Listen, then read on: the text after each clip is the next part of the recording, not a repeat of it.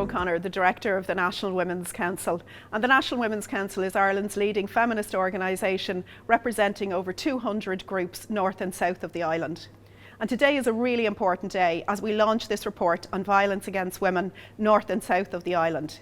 This is about frontline services and organisations coming together to look at the experience of survivors and victims across the island of domestic abuse. It's really important that we do this work because we know we have an epidemic of violence against women across the island. And we also know that statutory services and governments need to coordinate to a far greater degree so as to protect and provide the proper services that need to be available for survivors.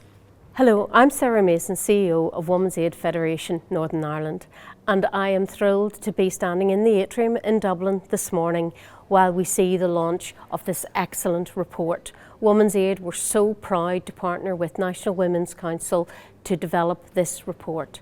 It has been a long time coming because for a long time we've always said we need to work right across this island when we're trying to tackle violence against girls, women and girls. And the makeup of this report came from workshops, 3 held in Dublin and 3 in Belfast. And we had a variety of organisations in the south and women's aid groups in the north who came together. It was amazing. Such a rich tapestry of conversation that took place across all 6 workshops. There was such a willingness to listen, learn and share, and also to tackle the issues. The similarities were vast. The issues that women face in the north and the south are the same. But one of the issues we did discover was the issues the border causes with judicial and protection. Legal remedies don't carry over the border with women, and we need to challenge that. So we've had this conversation. This is the start of a conversation. We now know that both governments need to be talking about how we work across the island of Ireland to tackle violence against women and girls. And I know that willingness is there. So this conversation needs to continue, but it doesn't need to stay within the groups of women that help produce this report. It needs to be the responsibility of everyone on the island. So a call for action for everyone to do something to tackle and to change violence against women and girls. My name is Emma Reedy, Chief Executive Officer for EVNIS Domestic Abuse Support for Women and Children. Our goal through involvement with the All Ireland project was to create clear, concise and informed guidelines that would make engagement for women, victims and survivors of abuse, where it pertains to an all-Ireland picture, that little bit more integrated. A number of priorities that speak to me as a domestic violence service provider in the south was looking at a priority mapping of all available support or information pertaining to services in south and north of the country. This allows us to provide live information, accessible information, ultimately placing women and children centre stage in their access to immediate supports. The second priority for me would involve looking at how we provide very clear, concise guidelines in relation to information and entitlements that exist for victims and survivors of abuse. And that takes into consideration a person's status, be it a national in the south or north of the country, an EU resident, or a third country national, as defined by the post-Brexit landscape.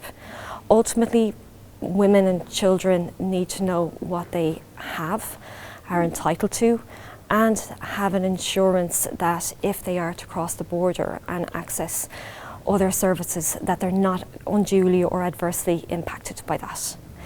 And lastly, a critical priority, as I would see it, is looking at how we reduce the risk and enhance or increase the safety of women and children that out of necessity have to use the border to access safety. That's really pivotal when we think about the need to look at how people speak and engage with each other and standardising operating systems and practices. That may link to policing, an Garda Síochána, the PSNI, that may link to social work services where it relates to child protection, and that indeed refers also to the judicial system and how court orders and legal orders are upheld or observed. I'm Salme Trout from Akidwa, and we are from Akidwa are very happy that this report is launched, as it highlights the additional barriers migrant women have to face in order to seek support. So that means like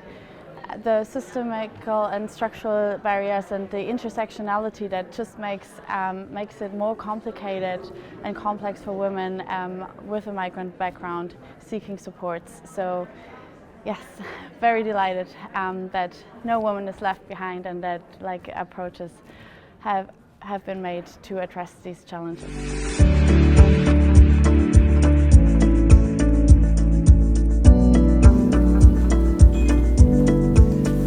Everybody. I'm Orla O'Connor, the Director of the National Women's Council, and I want to thank Kitty for chairing our event this morning and the launch, and also thank you to Minister Naomi Long and Tánaiste Micheál Martin for their warm words of support, I think, for what is, I think, a very significant, not just report, but piece of work that we're doing. We also want to thank the Department of Justice for hosting the event this morning, and the Department of Foreign Affairs for their support through the Shared Islands Civil Society Fund. I also want to thank you to all the organisations, the advocates and survivors who have contributed to the project over the past year. Many women have generously shared with us their lived experiences, their frustrations, their creative and innovative solutions. They've showed their determination and their total commitment to ending violence against women across the island. Your voices, your perspectives, your insights have shaped this work and guided us in our understanding of the real barriers and the opportunities that are there for change. And we're so delighted to be launching the report, but to be working in partnership with Women's Aid Federation Northern Ireland. It's an incredible partnership, and I think it's shown to us just the strength of the organisations working together. And we're also here today at the start of the 16 days of action on violence against women. So it's a solemn reminder, I think, of the immense challenges that remain. And the report stands as a testament to the tireless efforts of organisations, of campaigners, of survivors across the island. And while it does invite us to reflect on progress, it is more importantly a rallying call for the critical work that lies ahead. So today we acknowledge not only the scale of violence against women, particularly intimate partner violence, but also the possibilities that emerge when we come together as an island to confront it. Intimate partner violence is not a private tragedy, it is a societal epidemic. Every 10 minutes in the south and every 16 minutes in the north, a domestic abuse incident is reported. And behind these numbers are real women's lives who are at risk, who are really at risk and who are endangered, and also the lives of their children. So, despite the challenges, we have many reasons to feel hopeful. In the north, the publication of the long-awaited Violence Against Women strategy has happened, and that marks a significant step forward and provides a framework to address the critical issue. With proper funding and commitment, it has the potential to create real and lasting change for women and girls. And in the south, we also have an ambitious strategy, but we also have the new dedicated agency, COON, to tackle gender-based violence. And that represents a historic milestone in the fight to end violence against women. Adequately resourced, it can become a transformative force in ensuring comprehensive supports for survivors. So these advancements do give us hope and a direction for the future. But as the report really shows today, the work to end violence against women is far from over. The project is real evidence of the potential strength of cross-border collaboration. It's been born out of the All-Ireland Women's Forum, which is a coming together of women across the island from all sectors. And it really underscores the urgent need for harmonised, ambitious, all-island approaches to an issue that knows no borders. Central to this project's strength is its inclusivity and elevating the voices of survivors and incorporating the perspectives of women on the front lines of service delivery. It reflects a deep understanding that the challenges survivors face in accessing support are not uniform, and they're compounded by factors such as their background or circumstances. Whether navigating systems in their own jurisdictions or seeking help across borders, women from migrant communities, traveller and Roma women, women living in rural areas, or women on low incomes face additional barriers. So we need to incorporate these diverse voices, and that is exactly, I think, what this report is trying to do. So the initiative is shedding a light on the layered challenges that women face, from inconsistent legal protections to housing and to welfare insecurity. And the working group that's now being formed creates a platform for survivors, for women's groups, for service providers to share their insights and experiences, which makes it a crucial step towards building a more accessible system of supports for all. And the dialogue is not just about identifying what is wrong, it is about building solutions together. It is about harmonising laws and strengthening systems and addressing the challenges that the border presents. And that is a key feature of this report, because we know that the border presents significant challenges in accessing a range of supports. So women urgently need consistent access to justice, sustainable funding for frontline services, and robust trauma-informed approaches within the justice system, no matter where you live on the island. So this report is calling on policymakers and governments on both sides to commit to a new vision of tackling violence against women. And this report is not an endpoint, it's a starting point. It's a blueprint for creating a future where every woman on the island has access to safety, support and justice. Ending violence against women requires collective leadership, and the time to act, in our view, is now. Together we can honour the memories of the women that we've lost by ensuring that no more lives are needlessly taken if we come and work together to really bring about an end to violence against women on the island. Thank you.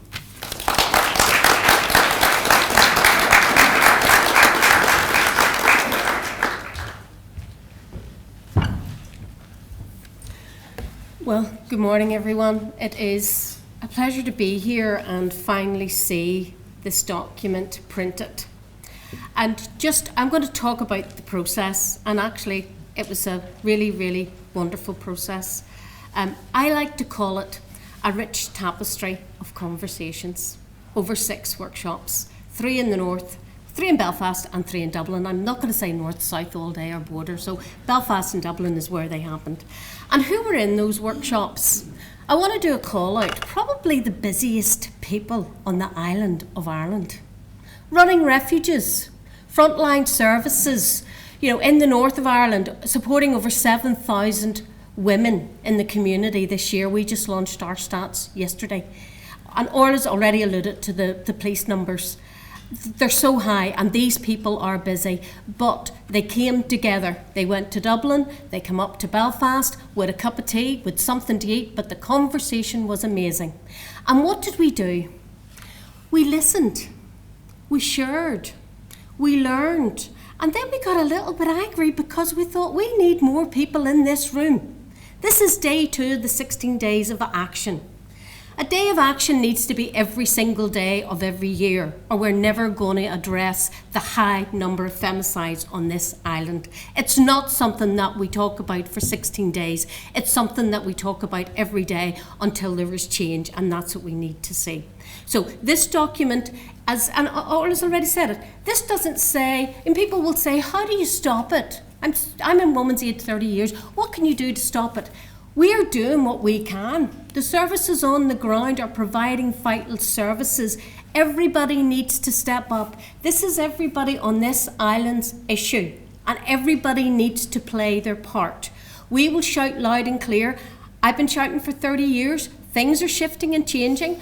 In the north, in September, we were really, really lucky and happy to finally see our End of Violence Against Women and Girls strategy launched, with a strong commitment from the Executive Office led by the End of Violence Against Women and Girls team, commitment to move forward. So now we're talking about it. This is an opportune time to say, let's not talk in silos. Let's talk across the whole island, because that's the only way we're going to resolve this issue. And the conversations, there were so many similarities. And they were the similarities because every woman around that table was talking about women that they know, that they worked with, that they've supported, the women and their children. They understood the issues. Those issues were the same. But then we had obstacles. The legal remedies. You were safe in one part of Fermanagh and you crossed the border and you're not safe because your legal remedy didn't come with you.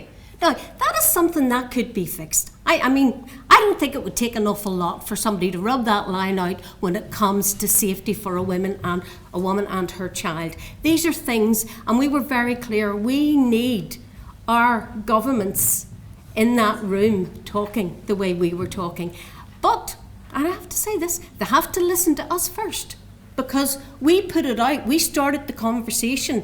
This is a conversation. But it is only the start of it, and we need everyone to come up and do something to change our horrendous femicide levels on this island.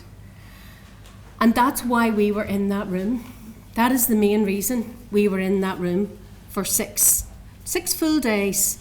And the relationship where it started was me linking in with Rachel for a vigil in Lurgan, and a very sad vigil for Natalie McNally. And that's where this conversation came.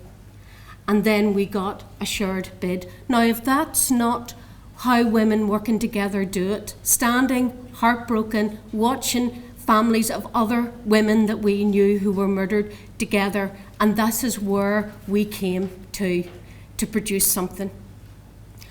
I want you to give me 2 minutes, and I'm going to just play a small slide, and it's not a small slide by any stretch of the imagination. We have lost 58 women on this island since 2020.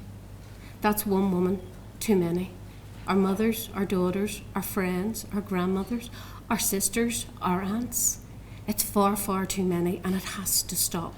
But today, we have an opportunity to work together, and we will let people know this is here, but we'll make sure we wrap the right doors to say, let's everyone come out and talk about this together.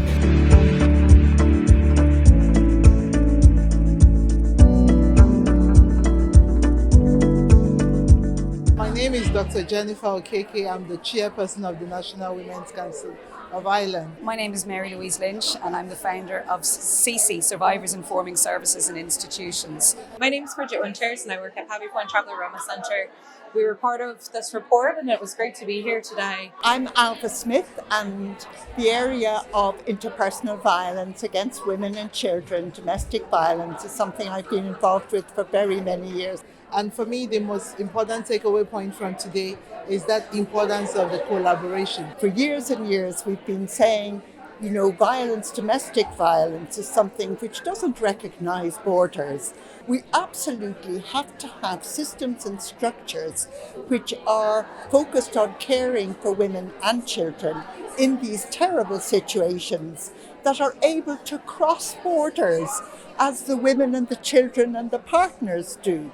So this makes absolute sense to me. We can see already from the report and from working together, everything that is been coming out, the issues are the same, the problems are the same, but it's being able to work together across the aisle to be able to ensure that we provide solutions to ending domestic violence, domestic and gender-based violence. So it's very important, the collaboration on both sides of the aisle. We need a set of common protocols.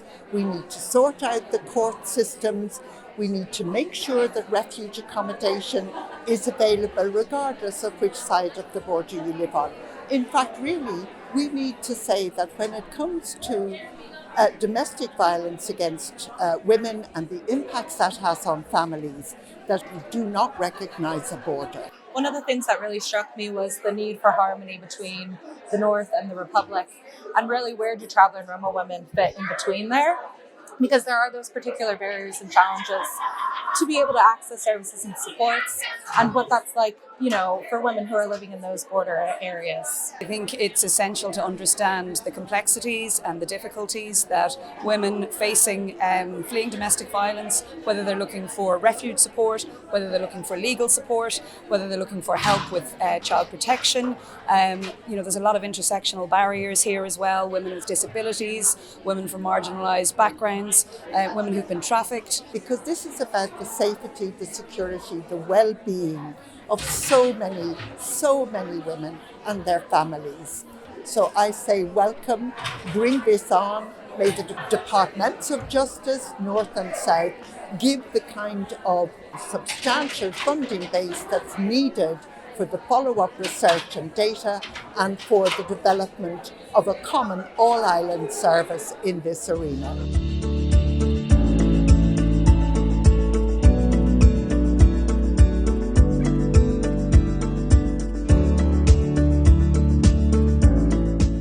Just very interesting to hear how much was done. The report's amazing, and it is a start, and it will take time, but we're getting there.